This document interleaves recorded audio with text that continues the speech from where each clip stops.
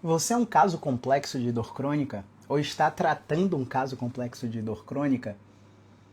É sobre isso que a gente vai falar hoje. Seja muito bem-vindo, seja muito bem-vinda. Muito boa noite. Seja muito bem-vindo, seja muito bem-vinda ao podcast Phys Insight, um projeto onde eu falo o que você tem que ouvir na lata, doa quem doer, sempre baseado nas melhores evidências científicas disponíveis. E se a qualquer momento desse podcast você tiver alguma pergunta para mim, você pode deixar aqui nos comentários que a gente vai parar em um momento da live para responder. Vou até fixar os comentários aqui para que todo mundo que entre consiga ver. Eu tenho uma série de questionamentos para vocês aqui no dia de hoje.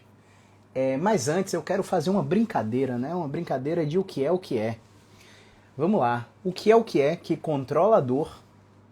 O que é que trata a obesidade? Trata ansiedade? Trata de forma principal ou complementar a depressão? Trata o colesterol? Melhora a independência em pacientes neurológicos? Melhora o sono? Aumenta a necessidade de beber água? Melhora o senso de capacidade? Melhora o senso de melhora a sua autoestima? Trata o diabetes e trata a pressão alta. Você consegue pensar em uma única coisa que faz tudo isso? É capaz de controlar a dor, tratar a obesidade, ansiedade, depressão, colesterol, melhora a independência em pacientes neurológicos, Parkinson, AVC, trauma raquimedular, etc. Melhora a qualidade do sono, aumenta a necessidade de beber água, melhora a autoestima, o senso de capacidade e realização, trata diabetes, trata pressão alta e muitas outras doenças. Bom, eu acho que você já deve estar ligado em qual é a resposta para a minha pergunta. Para as minhas perguntas, a resposta é exercício.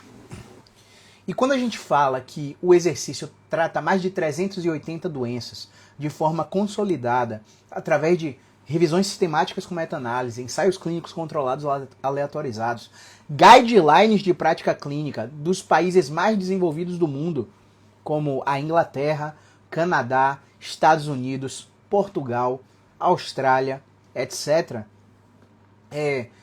Muita gente que é leiga, que não é profissional da saúde, pensa no seguinte: poxa, eu vou comprar meu tênis verde cana e vou sair por aí fazendo atividade física. Eu vou começar uma caminhada. Vamos anotar aqui para não perder o fio da meada, tá? Eu estou falando de caminhada. Bom, seja lá qual for o modelo que você está pensando em controlar a dor ou tratar qualquer uma dessas condições através da caminhada, eu tenho algumas coisas para te falar. Existem atividades e exercícios que eles são bons para o sistema cardiovascular. Ou seja, um cara que é sedentário, obeso, a vida inteira foi sedentário, ele vai se beneficiar de uma simples caminhada. Existem atividades que são boas para o sistema músculo-esquelético. Um cara que já é ativo fisicamente, em alguma outra modalidade esportiva, iniciar uma caminhada talvez não gere tanto benefício assim. Um cara que está pensando em emagrecer vai ter o efeito inercial. O que é o efeito inercial? Bom, eu estou sedentário, saí da minha inércia com qualquer atividade, eu vou perder peso. Agora, se esse peso vai ser de gordura, se esse peso vai ser de massa muscular, aí são outros 500. Por exemplo, há um nível de caminhada que existe documentação científica que abre o apetite. E existe uma permissividade desse paciente que começou a caminhada, eu vou comer mais porque eu treinei. O pensamento é sempre compensatório. Já que eu treinei, eu posso comer. Só que aí ele cai numa armadilha, meu amigo. Uma armadilha tão grande e tão bizarra que é a seguinte: nós temos um metabolismo que é muito bom em absorver calorias, mas não é tão eficiente em gastar. Vou te dar um exemplo aqui agora. A gente só está falando da caminhada aqui como modalidade de exercício, tá? Como que a gente não é tão bom em gastar? Porque, por exemplo, tá vendo meu relógio aqui? É um relógio inteligente. Eu vou começar a minha caminhada. Minha caminhada vai durar 40 minutos. E durante esses 40 minutos eu meto uma variabilidade da frequência cardíaca, que é detectado pelo meu relógio, e ele vai fazer um cálculo estimado baseado nos dados do meu peso e altura, que eu já coloquei no aplicativo, e ele vai estimar qual é o meu gasto calórico para aquela caminhada de 40 minutos. E vamos supor, estou fazendo só uma analogia aqui, tá pessoal? Somente uma analogia. Vamos supor que o meu gasto calórico para essa caminhada de 40 minutos é de 250 calorias. Beleza? Eu estou continuando a me alimentar da mesma forma que antes e eu adicionei uma atividade para ter o déficit calórico e começar a emagrecer. Todo mundo está pensando em emagrecimento, né? Caio é nutricionista? Não, eu estou querendo te levar para o lado metabólico do controle da dor, te dando analogias e exemplos. Não estou falando nada de nutrição aqui. Quem tem conhecimento da área de saúde e ousa tratar a dor, tem que fortalecer o entendimento dos pilares que fazem os pacientes controlarem a dor. Faz sentido? Se faz sentido, joga um foguetinho aí nos comentários. Então, pessoal, essa caminhada, à medida que eu vou fazendo semana após semana, os 40 minutos de caminhada já não são tão bons para gastar aquelas 250 calorias. Na minha quarta caminhada, lá no final do mês, eu já só estou gastando 170 calorias com aquela caminhada de 40 minutos, que é só o que eu tenho tempo para fazer. E aí existem estratégias que a gente utiliza dentro de uma via metabólica que eu vou chamar didaticamente de NEAT. NEAT. Non-Exercise Activity Thermogenesis. Que é tudo que você faz fora do sistema de exercício, da sistematização de um programa de exercícios. Aí eu te coloco não mais para ficar sentado fazendo a live. Eu te coloco para ficar de pé, meu amigo, ó. De pé, subir aqui o tripé, para você ficar de pé conversando comigo. O tempo que eu fico de pé é uma exposição a uma outra via metabólica. Independente se ela é oxidativa, anaeróbica, lática ou alática, é uma outra via metabólica. E só de eu colocar um paciente para ficar de pé no tempo que ele ficaria sentado, eu já tenho um gasto metabólico basal de 70 calorias, um estresse metabólico que tem colateral no sistema nervoso, e esse sistema nervoso é mais tendencioso a gerar habituação, fazer com que ele se acostume à posição de pé, tolere a posição de pé por mais tempo, e o cérebro entenda, olha, eu preciso ficar nessa posição, portanto, controle a minha dor aí, porque eu preciso ficar de pé, porque eu estou forçando o sistema nervoso a ter o que a gente chama, vamos dar uma analogia, né? Quando você está aqui e vai viajar para o Chile, você tem um período de aclimatação, né? Você está acostumado com um clima, e aí você tem a aclimatação com frio até regular a homeostase. Então vamos chamar didaticamente isso de aclimatação. Aclimatação da dor. Então o paciente sente dor na posição de pé, eu fiz uma regulação gradativa para que ele fique mais de pé, e ele começou a habituar. Se o sistema nervoso central dele é ativo, né? Se o sistema nervoso central dele não é disfuncional. Esqueci de chamar os mentorados. Vamos fazer uma pausa na live, eu vi uma mentorada entrando, então vamos mandar aqui no grupo da mentoria também. Quem sabe o pessoal está disponível, né, para assistir domingo. Pronto, mandei. Vamos voltar para nossa tabelinha para a gente não perder o ponto. Então, ainda estou na caminhada, né? Então, pessoal, o que a gente vai fazer nesse aspecto? A gente vai manipular estratégias de exercícios não aleatórios para gerar estresse metabólico acima do basal daquele cliente. Porque senão aquele cara vai continuar com a mesma capacidade de comer e o estômago, ao contrário do seu sistema cardiovascular que se acostumou com aquele estresse da caminhada de 40 minutos, seu estômago tem uma imensa capacidade de dilatação. Seu intestino tem uma imensa capacidade de absorção de vários nutrientes.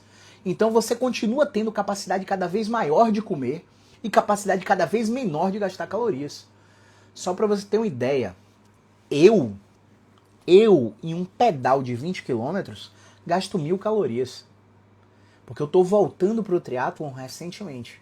O meu treinador em um pedal de 60 km faz 600 calorias gastas. Ou seja, você presume que quando chegar naquele nível você vai estar gastando muito mais, emagrecendo muito mais, perdendo muito mais peso. Só que o sistema metabólico, assim como o nervoso, ele vai se adaptar Assim como a musculatura no treino de força vai ter adaptação neuromuscular, o seu metabolismo vai entrar em adaptação também. E os estímulos precisam ser aumentados gradativamente através de uma sistematização que respeita um princípio fisiológico básico, que é o princípio da sobrecarga constante. Constante e eu diria não infinita. Porque às vezes você pensa, a caminhada de 40 minutos vira de 50. Depois vira de 60. Depois vira de 1 hora. Ou depois vira de 1 hora e 10. Depois... E vai.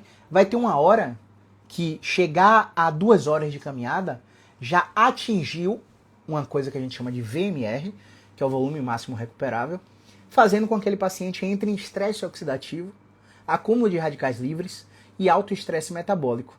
E esse colateral que ia no sistema nervoso para fazer o controle da dor já não está mais fazendo o controle da dor, está fazendo, ao invés de habituação, está fazendo sensibilização. Porque está começando a ser atividade demais para aquele paciente. E existe uma forma de metrificar isso. Saca como é complexo tentar controlar a dor? E eu tô falando só de caminhada, velho. Só tô falando de caminhada. Bom, aí quando a gente fala que o exercício melhora todas essas condições que eu citei no início da live, eu faço o espectador, o seguidor, o cliente pensar o seguinte: vou me matricular na academia da esquina. E aí o que acontece na academia da esquina? Você vai para aquele treino pronto, porque eu já estou gastando dinheiro com a academia, eu não vou pagar um personal para mim não. E quando você paga um personal, ainda pega um cara completamente despreparado que continua fazendo a mesma merda com você de forma diferente. E reitero, né? Nada disso aqui é contra a educação física, tá? Educação física é uma área maravilhosa, tem expoentes maravilhosos na educação física. Mas a verdade é que o paciente chega lá na academia da esquina e aí pega um treino de membro inferior com um volume totalmente irracional, não fisiológico, que só faz o cara ficar cansado e não aderir à rotina. Então, primeiro, tem um estudo massa que estava avaliando emagrecimento, né? E aí, as pessoas que emagreceram foram as pessoas que foram para a academia mais vezes e não necessariamente as que treinaram mais intenso. Então existem pessoas que, e essa definição de intensidade também é muito variada de acordo com os personagens, os profissionais. Como assim variada? Eu vou aumentar minha caminhada para 1 hora e meia. Intensidade. Pô, você aumentou o volume da caminhada, não necessariamente a intensidade. Dentro da caminhada, eu vou colocar 2 tiros de corrida de 30 segundos. Pronto, você aumentou a intensidade. Na musculação, por exemplo, você está fazendo lá 4 séries de 10 para agachamento, 4 séries de 10 para leg press. Você está fazendo lá... Deixa eu colocar só no modo avião aqui, porque está entrando ligação aqui, viu, pessoal? Rapidinho. Acredito que voltamos. Se voltamos, coloca um foguetinho aqui só para eu entender que a gente voltou. Quando eu coloquei no modo avião, desconectou a internet. Eu não sabia que a live caiu. Coloca um foguetinho aí, pessoal, se a gente voltou, se o áudio tá ok, por favor. Se o áudio estiver ok, por favor, coloca um foguetinho nos comentários. Parece que voltamos, beleza. Então, o cara tá fazendo lá 4 de 10 de agachamento, tá fazendo 4 de 10 de leg press, o cara tá fazendo 4 de 10 de cadeira extensora, 4 de 10 de cadeira flexora, o cara tá fazendo lá 4 de 10 de terra stiff, o cara tá fazendo lá agachamento sumô 4 de 10. Eu falei de 6 exercícios, 4 séries para cada um, 6 vezes 4, 6 exercícios, 4 séries para cada um. 6 vezes 4, 24. Foi um treino, né? Tá certo? É porque eu sou péssimo em matemática, tá certo. 24 séries. E aí, esse cara simplesmente foi numa segunda-feira. Aí ele vai na quinta de novo, faz o mesmo treino, 48 séries.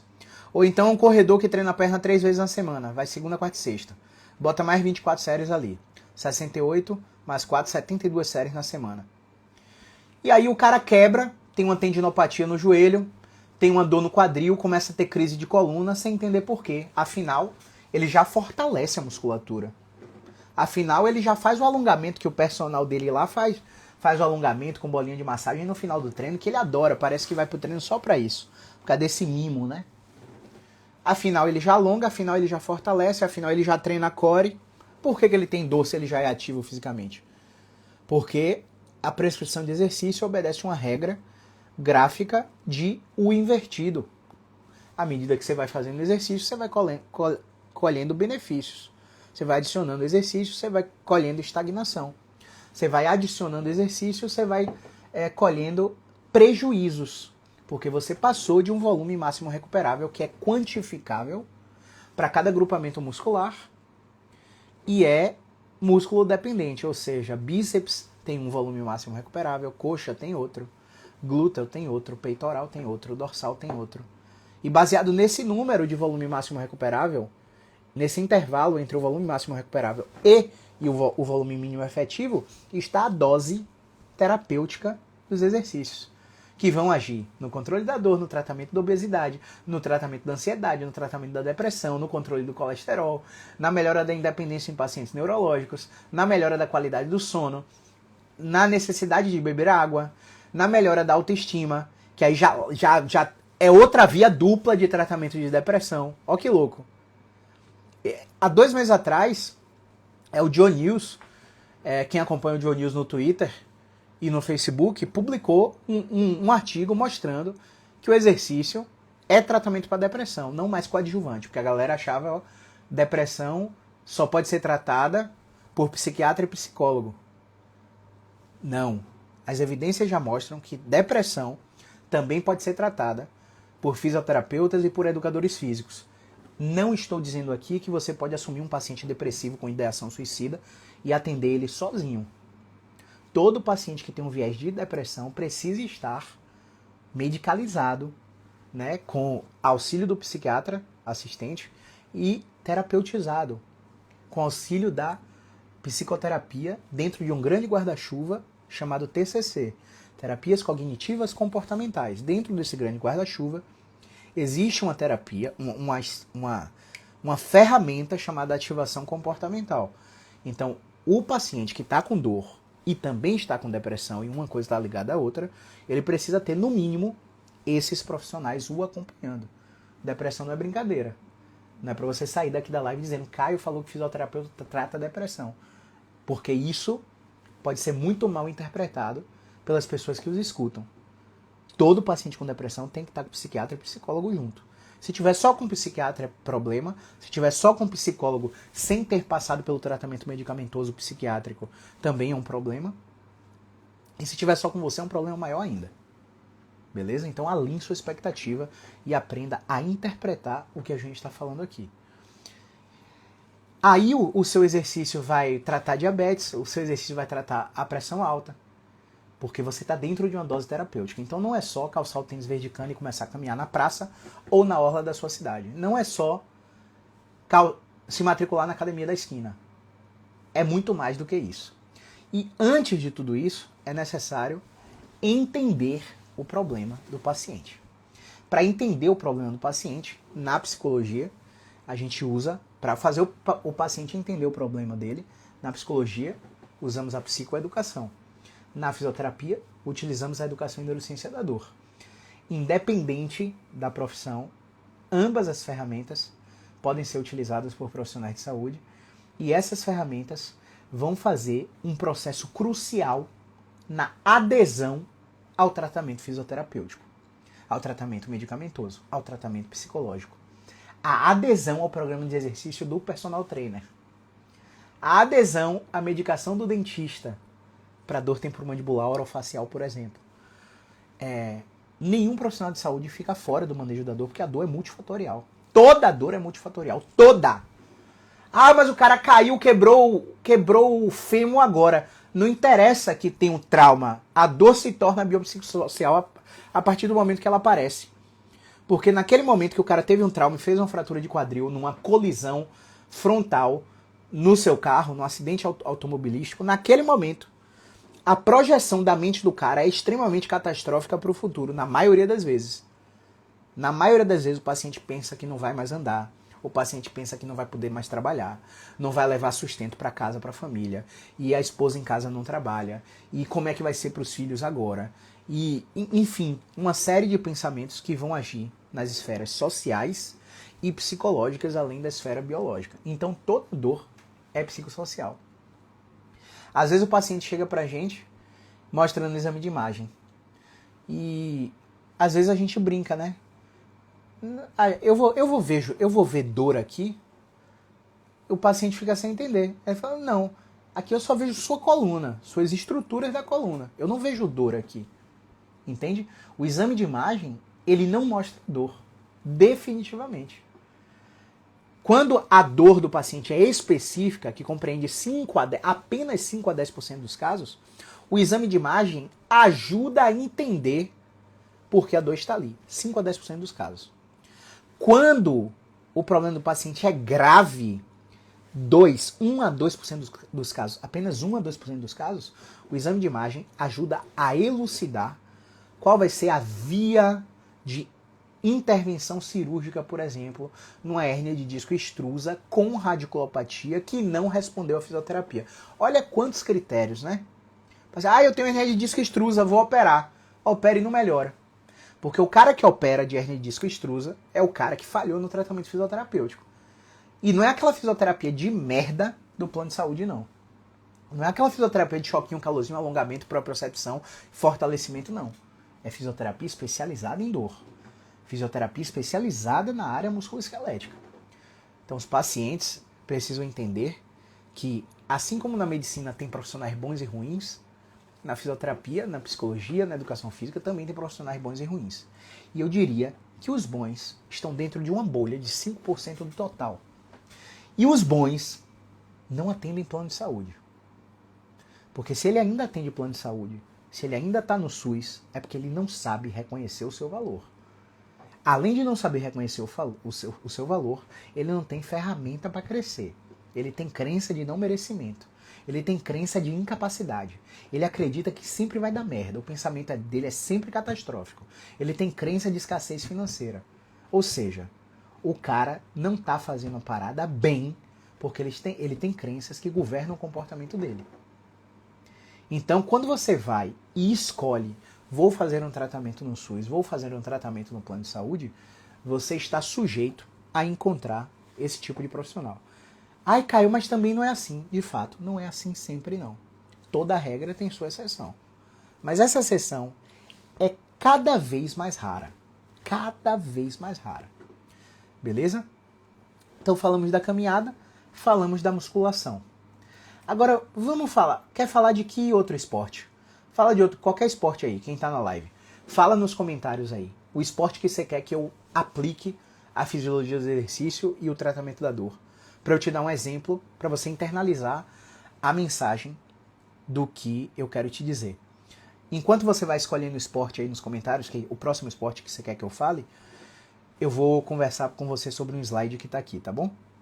Então, eu estou na frente de um slide que eu construí o meu curso, né, a formação BeExpert, que o slide básico, crossfit, corrida, beleza, Gabriel? Vão dando sugestões aí, já vou falar sobre... Corrida eu acabei de falar, né? Ah, não, falei de caminhada, perdão.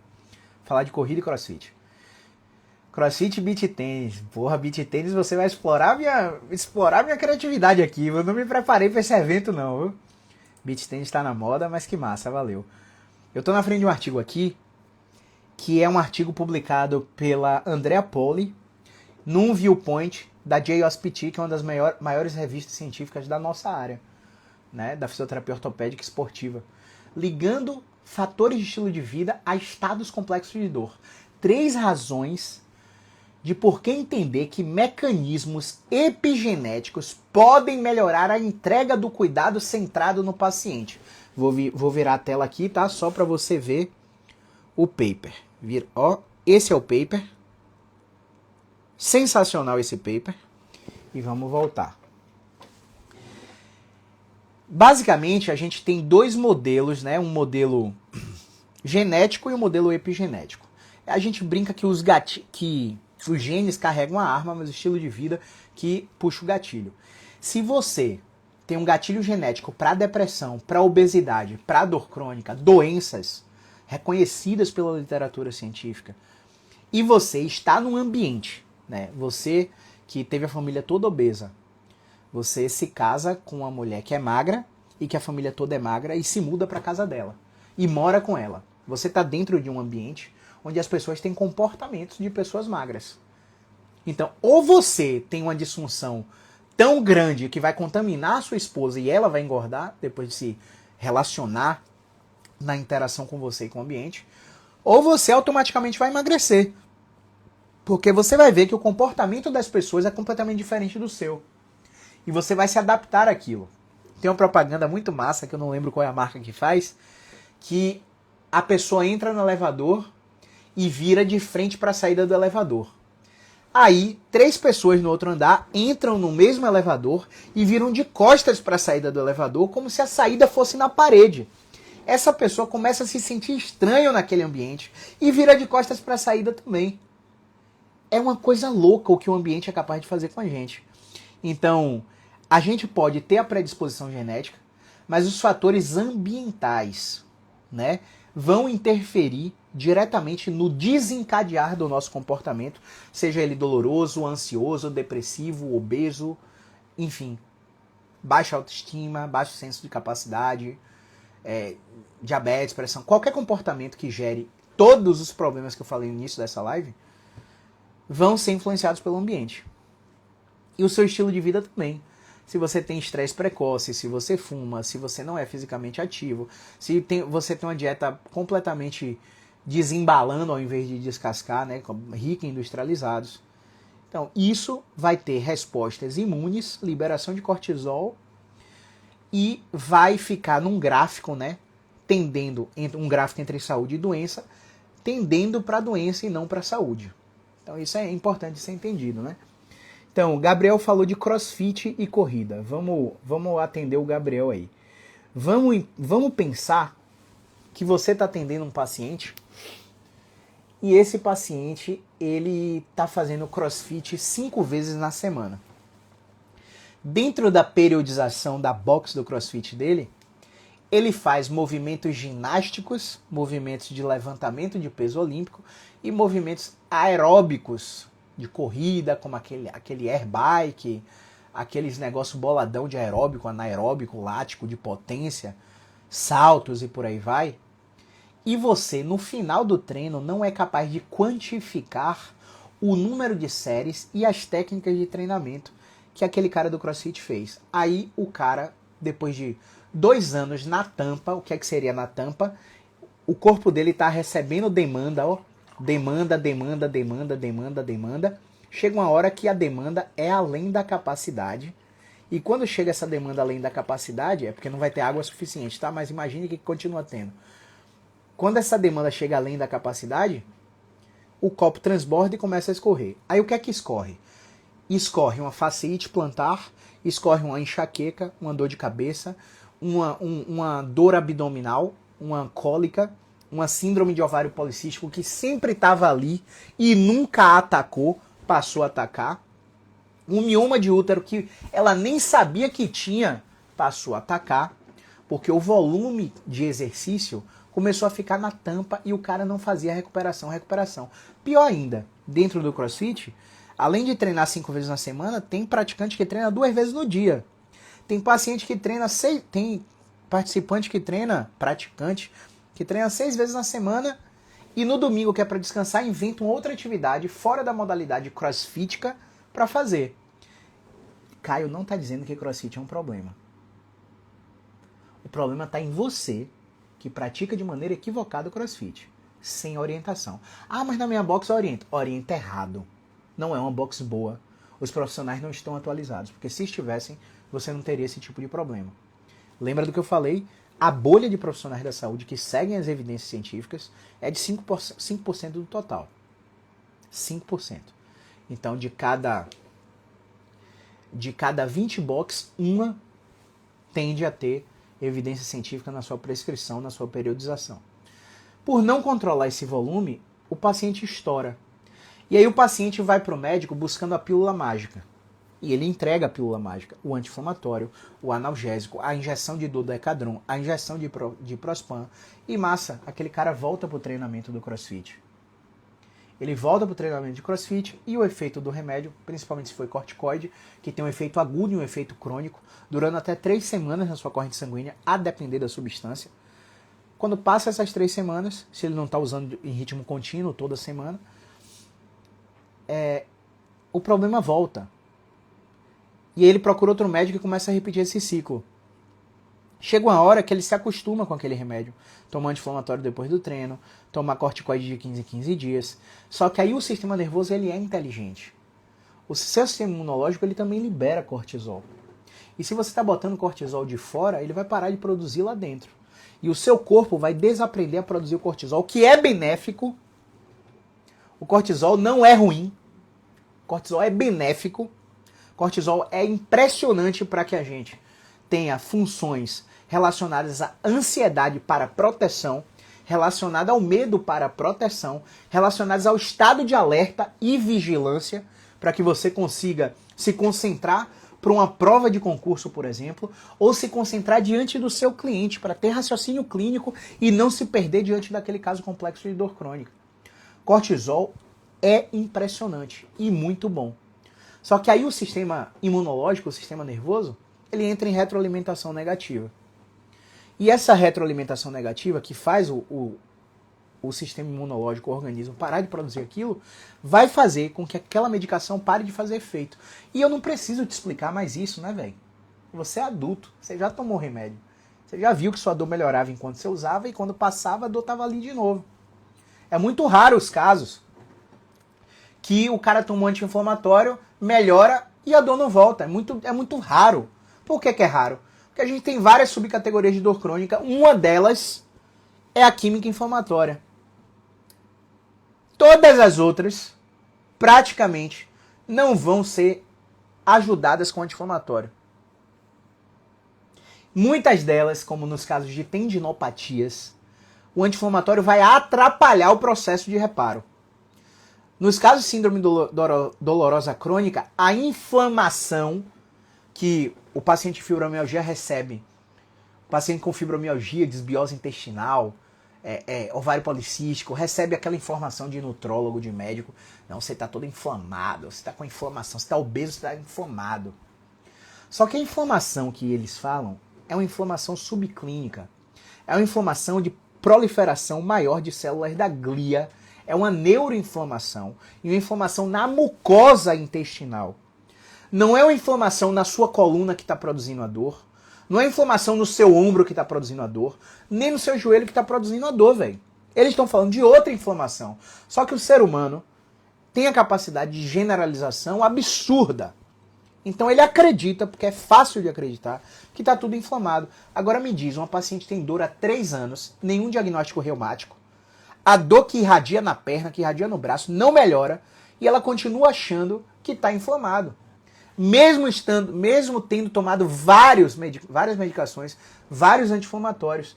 Que diabo de inflamação é essa que não cessa? Tá vendo que o problema não pode ser outro? Pode ser outro problema ou não pode? Diante das subcategorias de dor, diante dos diagnósticos prováveis que essa paciente pode ter. O problema pode ser outro e não a inflamação. Então esse cara do CrossFit, às vezes ele peca em não buscar o fisioterapeuta musculoesquelético ou em não buscar um orientador dentro do CrossFit, um cara para fazer o personal, para fazer a periodização dele, que esteja atualizado com base em ciência. E o paciente não tem culpa disso, porque o paciente não vai saber quem está atualizado e quem não está.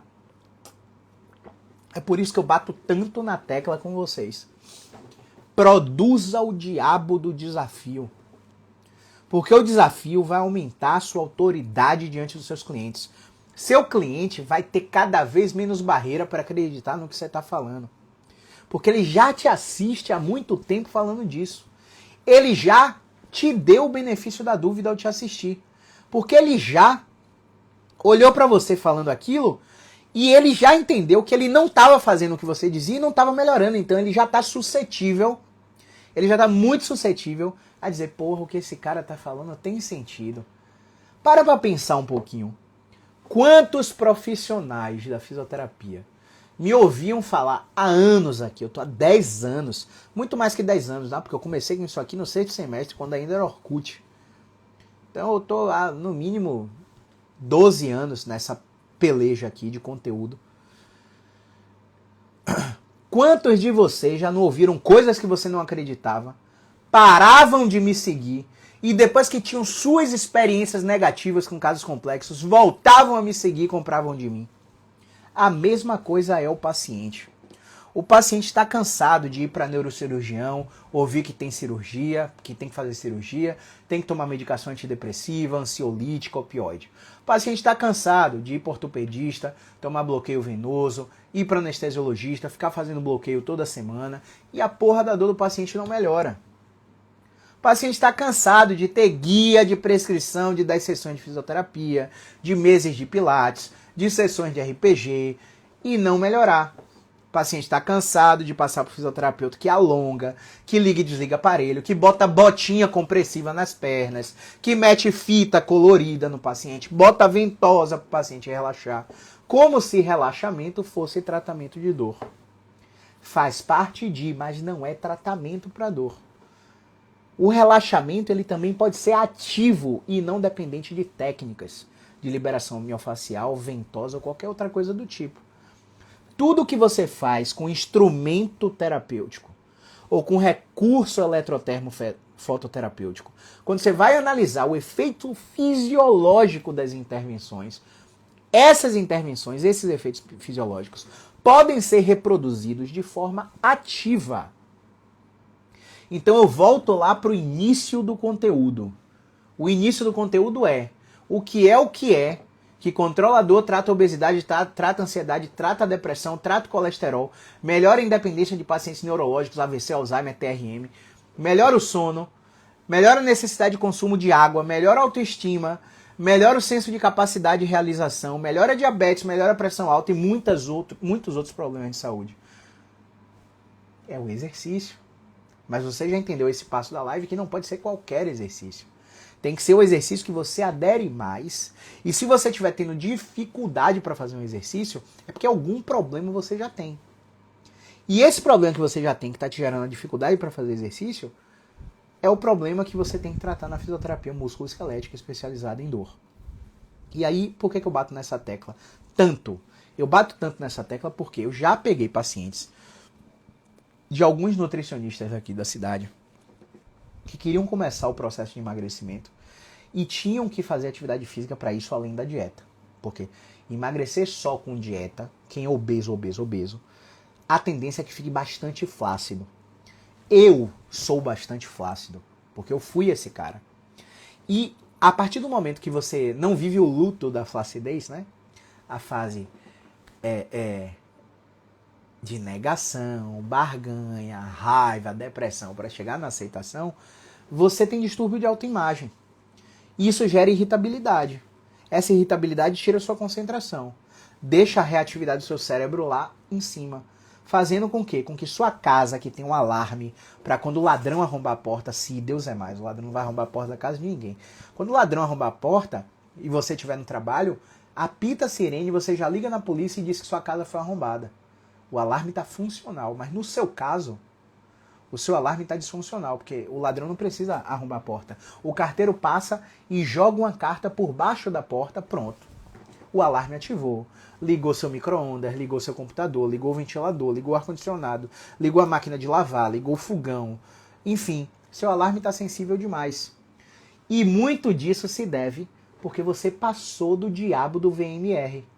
CrossFit e triatlon são as atividades mais escrotas para fazer você passar do volume máximo recuperável, gerar estresse oxidativo, gerar quebra imunológica e fazer com que você sinta dor e fique buscando por aí técnicas.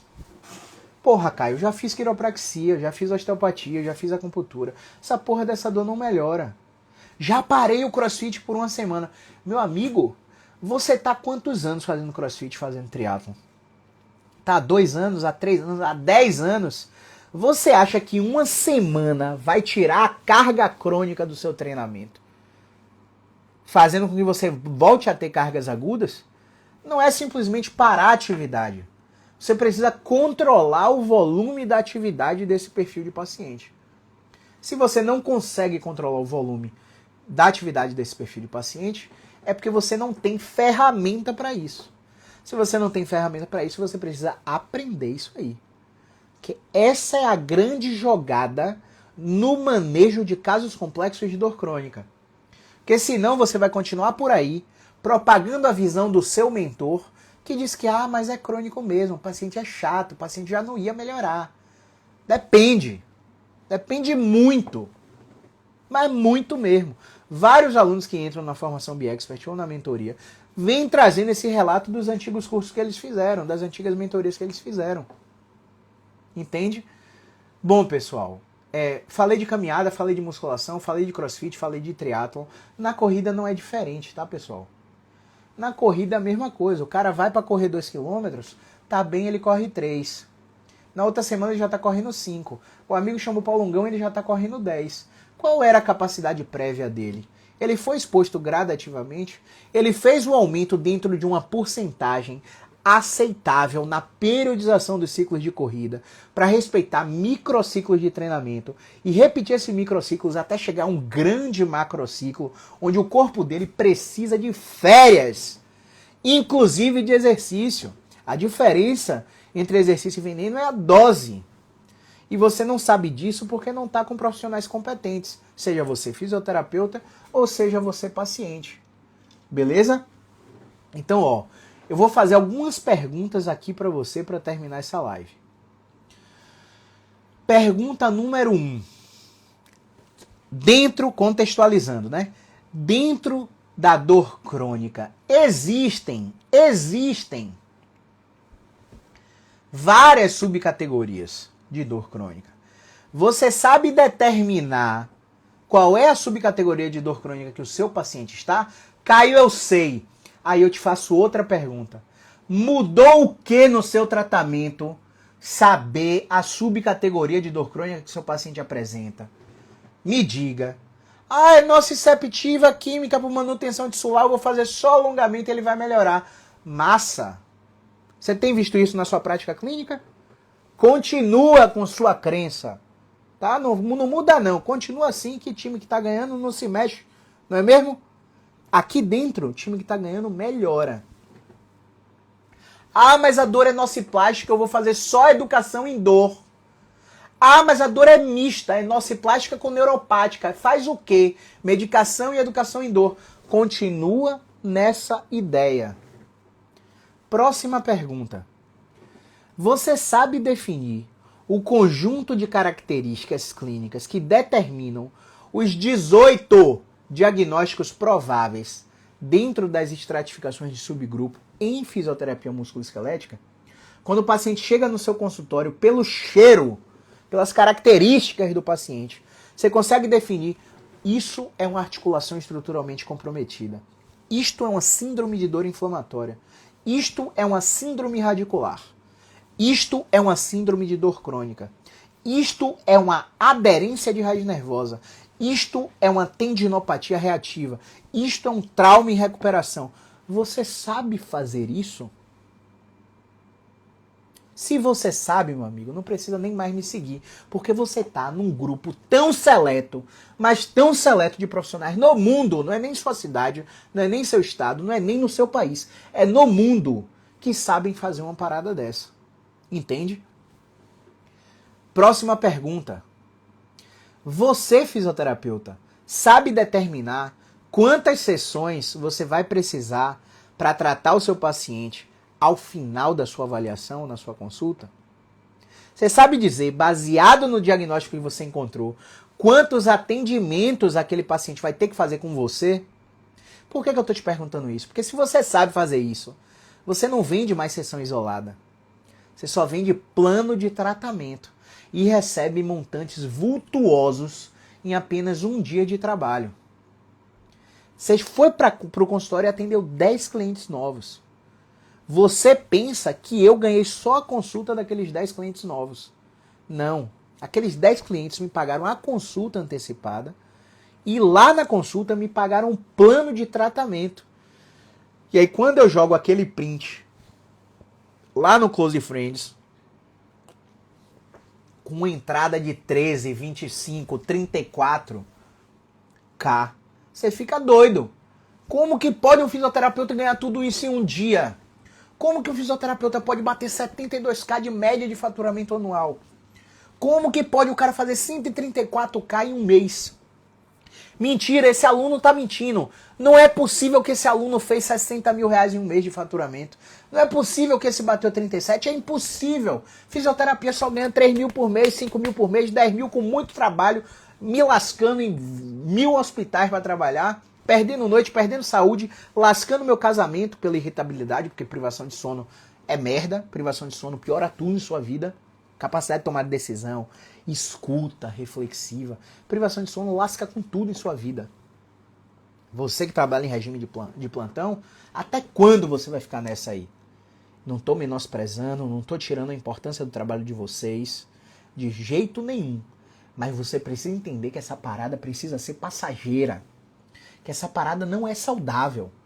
Que lá na frente, daqui a 5, 10 anos, você vai ter se arrependido amargamente de ter se doado tanto para uma profissão, um modo de trabalhar dentro da profissão que acaba com a sua saúde.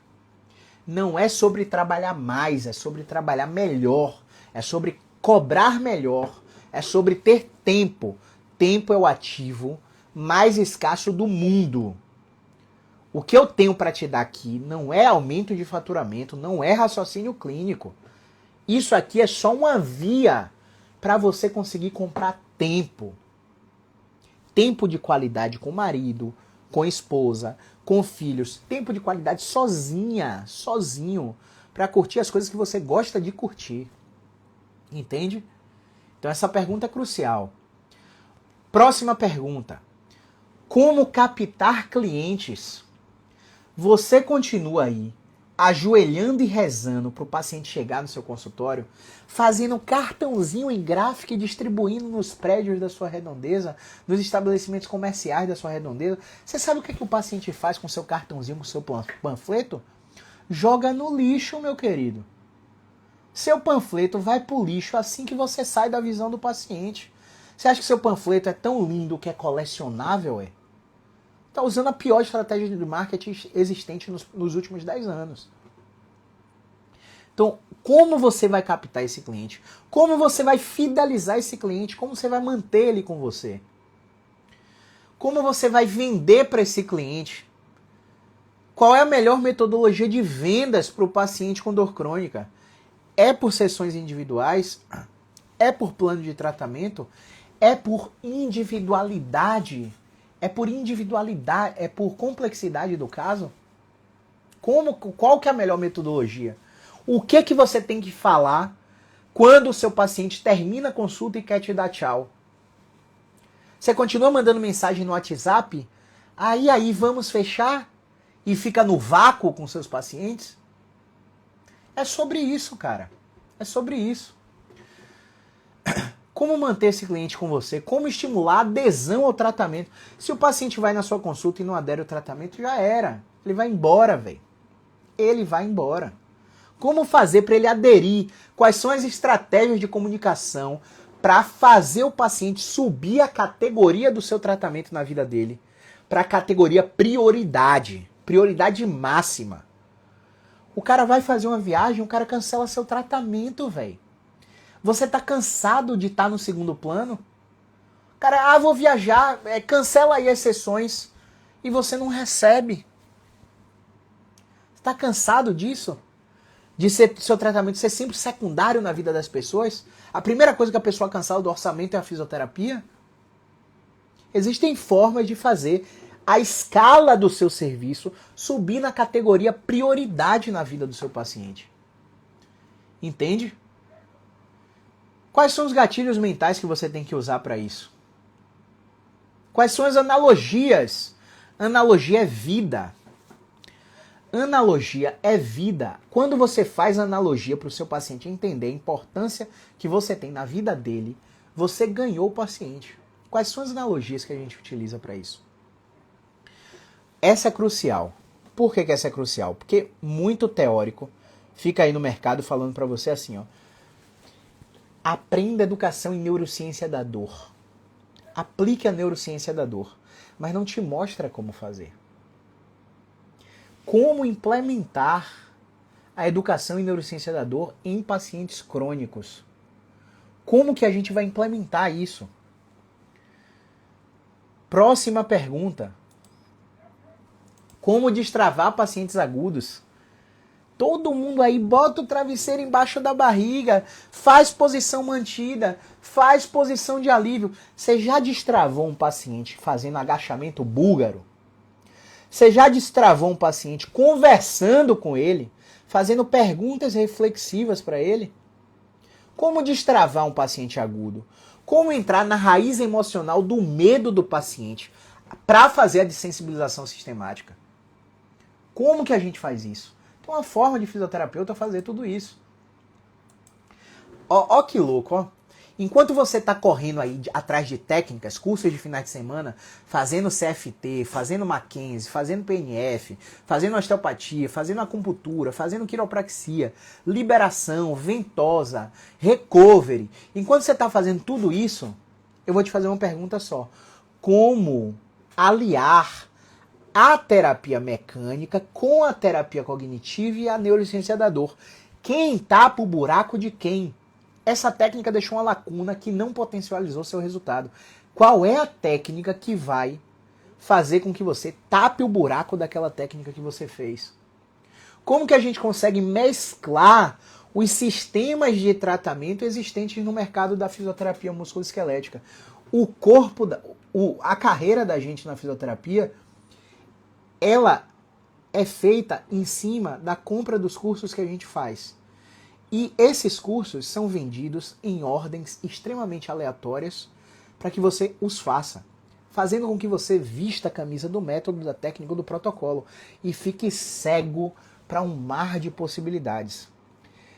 O mercado da fisioterapia te faz comprar cursos sem ordenamento lógico e sem sequência. O que Caio fez? Caio fez todos esses cursos. E Caio repetiu 8 vezes, 11 vezes, para tapar o buraco das lacunas da fisioterapia musculoesquelética e te ensinar a transitar entre as diversas técnicas existentes no mercado. Como alcançar clientes fora da sua cidade, estado, quiçá país? Você já imaginou? Você tá com sua esposa em casa, com seus filhos em casa, com seus pets em casa, brincando fora do quarto, enquanto você está aqui diante do seu computador, enquanto você está aqui diante do seu computador, atendendo pessoas em todos os 4 cantos do mundo, através de chamadas de vídeo, fazendo teleconsultas, no conforto da sua casa. Você já imaginou como é que é o processo para destravar a ideia do paciente que fisioterapia precisa tocar no paciente, precisa fazer terapia manual, precisa fazer agulhinhas do bem, precisa colocar recurso eletrotermofototerapêutico? Você já se imaginou numa realidade onde você tira férias 3 vezes por ano, quiçá 4, 3 férias de 10 dias, para ir para qualquer lugar do mundo e estabelece horários para sua agenda funcionar? Horário 7 da manhã, horário 8, horário 9. Acabou. Vai curtir o dia, vai curtir a manhã da família, vai almoçar com a família, volta 14 horas, atende 15, 16 e 17, acabou. Curte o fim de noite com a família, dorme cedo, estimula a qualidade de vida. Você já imaginou esse cenário? Esse cenário é possível quando você tem um hands-off forte. O que é hands-off? É tudo que a gente faz sem a mão. É tudo que a gente faz sem tocar no paciente. São as estratégias terapêuticas cognitivas, funcionais, cognitivas, comportamentais, de movimento terapêutico, de terapia mecânica, que a gente faz sem precisar tocar no paciente. E tem o mesmo efeito, ou efeitos até maiores, do que as técnicas que nos ensinaram na graduação e na pós, para que a gente sempre tocasse para o paciente. Você já parou para refletir sobre isso? Como a gente aplica esse hands-off? O que a gente faz? Como que a gente seleciona esses exercícios? Outra. Ai, Caio, você está dizendo que gastei 60 mil reais na pós de osteopatia e agora você vai me ensinar a não usar? Gastei 18 mil reais na pós de quiro, fiz tuinar, fiz várias técnicas manuais de liberação e não vou usar mais isso? Ninguém te disse isso. Todas essas técnicas são úteis para situações clínicas específicas. Eu vou te mostrar que horas você usa cada uma delas. Você vai usar menos? Com certeza. Eu tenho um paciente, eu tenho um aluno que abandonou a pós de quiropraxia depois de começar meu curso. Eu tenho um aluno que saiu de terapia intensiva depois de começar meu curso. Eu tenho uma aluna que comeu o pão que o diabo amassou na pandemia, atendeu em vários hospitais, naquela leva de fisioterapeutas que começou a ser empregado, e conseguiu faturar 20 mil reais nessa rotina.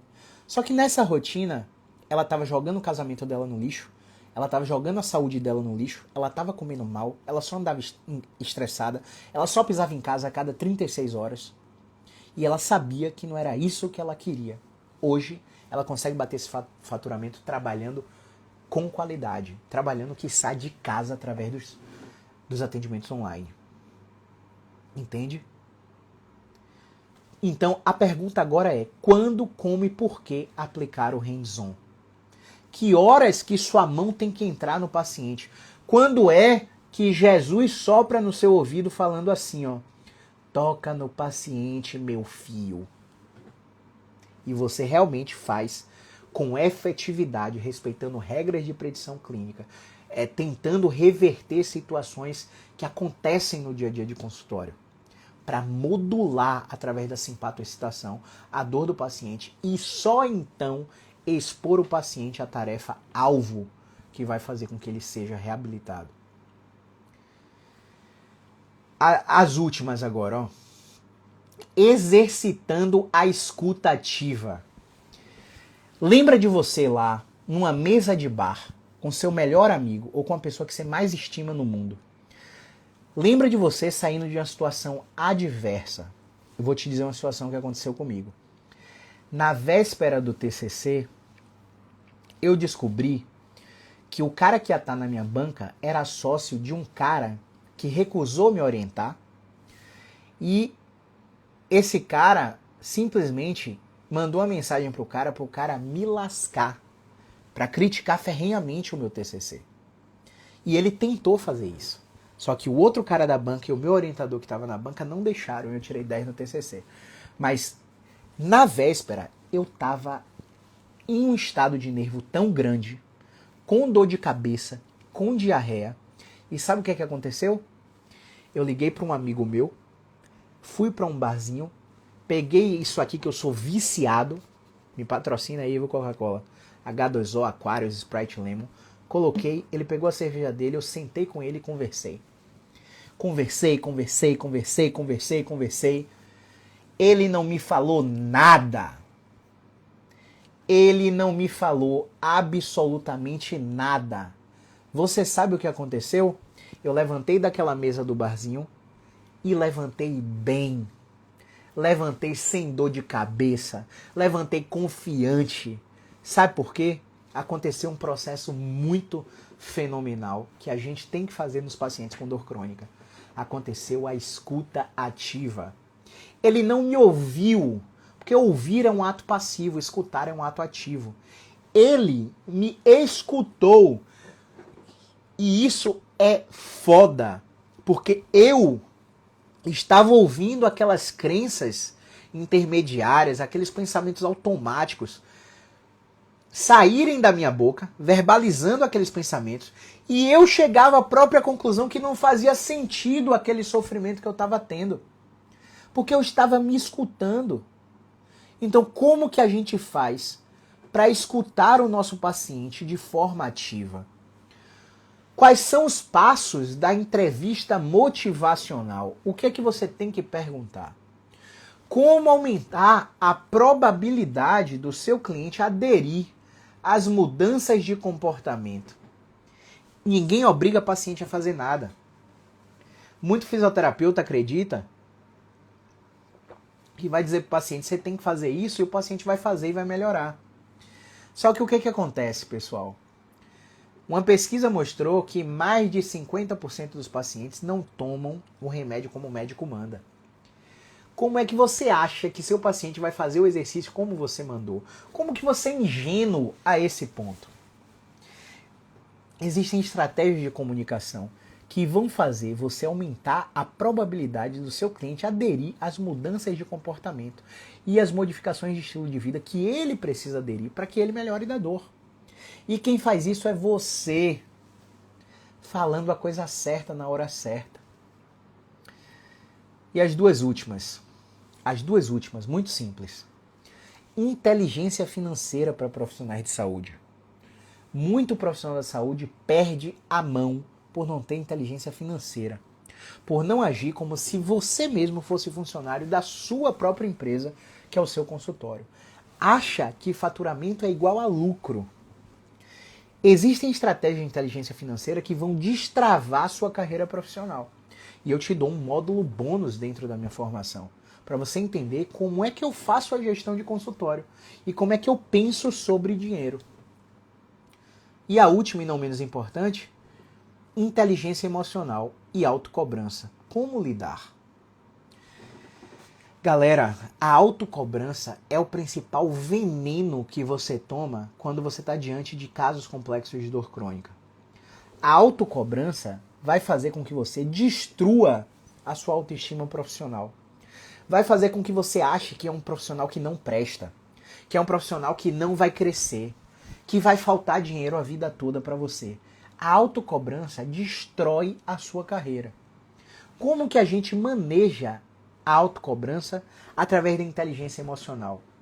Quais são as estratégias comportamentais e cognitivas que nós temos que aplicar em nós mesmos para sabermos, através de dados, o que é real, o que tem utilidade clínica, o que tem utilidade na carreira e o que é apenas um pensamento automático com projeção de futuro catastrófica, caracterizada por uma pessoa que está extremamente ansioso ou ansiosa, fazendo e envenenando a si mesmo e a sua carreira.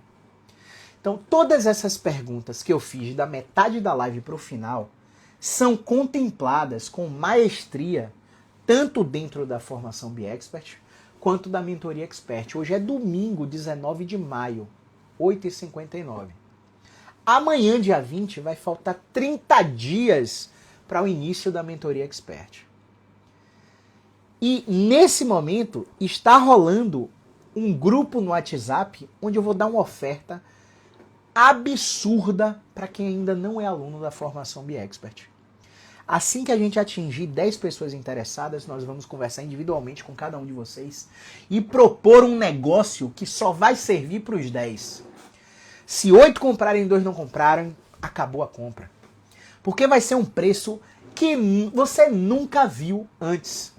Você que está desejando a formação BeExpert uma mentoria, só para você ter ideia, a formação BeExpert hoje é 10k à vista ou 12k no parcelado. A mentoria Expert hoje é 15k à vista ou 17k no parcelado. Olha que louco. Vai ser vendido por um valor que você nunca viu na vida. Sabe por quê? Eu quero democratizar o acesso ao manejo de condições musculoesqueléticas crônicas. Fazer com que cada vez mais fisioterapeutas em todos os interiores do Brasil consiga ter acesso a estratégias eficientes de controle da dor. Por isso eu vou fazer isso no meu grupo do WhatsApp. O link está lá no meu perfil, você vai para o grupo do Telegram e está lá o link. Está no meu canal de transmissão do Instagram também. Era isso que eu tinha para falar hoje. Eu quero que você reflita da seguinte maneira. Eu sabia responder alguma das perguntas que Caio fez? Se você sabia, ótimo. Se você não sabia, eu vou carregar você no colo e vou te mostrar todas elas dentro da formação BeExpert e dentro da mentoria. Um grande abraço, pessoal. Movimento é vida.